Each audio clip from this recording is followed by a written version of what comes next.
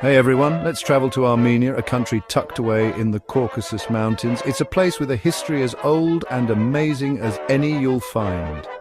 Armenia sits between Europe and Asia, and it's been a bridge connecting east and west for thousands of years. People have lived there since way, way back, even before written history. The land is full of green valleys and tall mountains, and it was home to some pretty advanced groups of people a long, long time ago.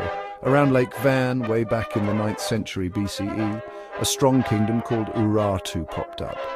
These Urartians were super smart builders and engineers. They built awesome irrigation systems, strong cities and huge monuments. They really set the stage for Armenian culture. After Urartu, the Orontid dynasty took over in the 6th century BCE, making Armenia even stronger. Then came the Artaxiad and Arsacid dynasties, powerful rulers who made Armenia bigger and more important.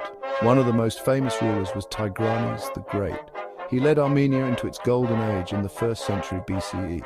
He was a strong leader, and Armenia became super rich and powerful. It stretched all the way from the Mediterranean Sea to the Caspian Sea. But being in such an important spot also meant trouble. Lots of other empires wanted Armenia for themselves, like the Romans, Persians, and Parthians. Armenia had to fight a lot to stay independent. Armenia did something really special. It was the first country ever to make Christianity its official religion.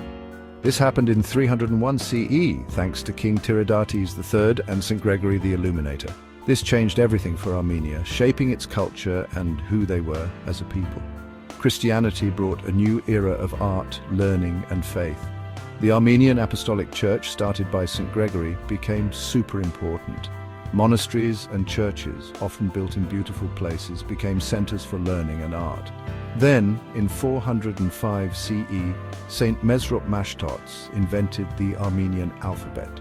This special alphabet was perfect for the Armenian language.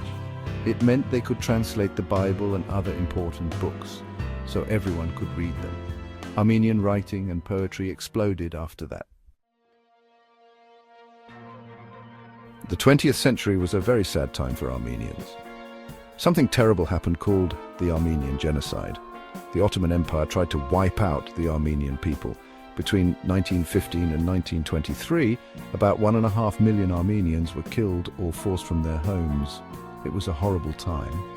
It started on April 24, 1915, when many Armenian leaders were arrested and killed in Constantinople, which is now Istanbul. Armenians were forced to leave their homes and walk through the desert without food or water. Many died from hunger, sickness, or just being too tired.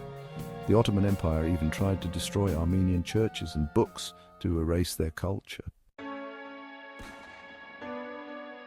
Even after the terrible genocide, Armenians never gave up. After World War I, Armenia was free for a little while, from 1918 to 1920, but then it became part of the Soviet Union. Armenia became more modern, but it couldn't be truly free. Armenians still held on to their culture and dreamed of being independent again. Finally, in 1991, when the Soviet Union fell apart, Armenia became free again. It's been tough since then, with earthquakes and fighting with Azerbaijan. But Armenians are strong and determined. They're working hard to build a better future. Armenia today is a symbol of hope, showing how strong people can be even after terrible things happen. Let's remember the Armenian people and their amazing story.